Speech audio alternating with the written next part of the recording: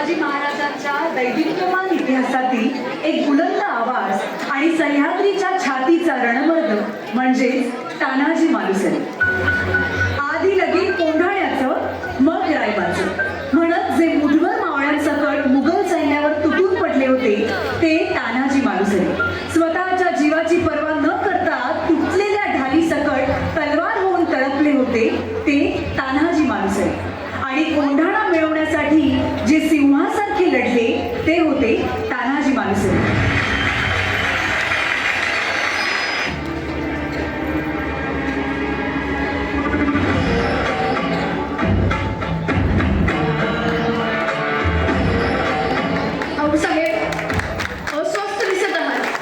अभयद भिंती मजबूत तटबंद, पुण्याकडे तोंड करून असलेला कोंढाणा जर आपल्याकडे असेल तर ताकद, पण शत्रूकडे आहे तर आपल्यासाठी सगळ्यात मोठं संकट.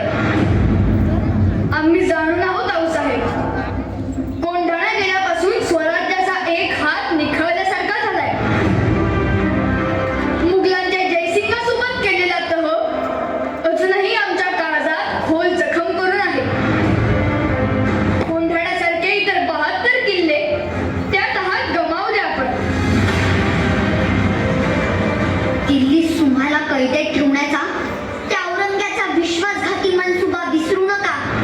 त्याच्या हातावर तुरी देऊन निसटलो आम्ही, तेव्हाच रद्दबातल काढायचं मनाशी ठरवलं होतं. कोंढाणा स्वराज्यात परत आणावं लागेल शुभा. सह्याद्री धोक्यातून बाहेर काढावी लागेल. आम्ही तातडीने हालचाली. तुमच्याशिवाय कार्य पार पडणार आहे का? मुद्राराज, मुद्राव साहेब. अरे तान्हा, ही मिठाई कसली? रजत, रायबाचं लग्न जमले, त्याचं चावतण द्यायला आलो होतो. वा वा वा वा. ऐकलं का आऊसाहेब, आमचा बालपणीचा सवंगडी वरबाप होणार. सह्याद्रीच्या धबधब्याला लाज वाटावी असा उत्साह ओसंडून वाहतोय. मग गरबा कुठवर आली तयारी? जी, आता तुम्हाला आवतण दिलं की अर्धी तयारी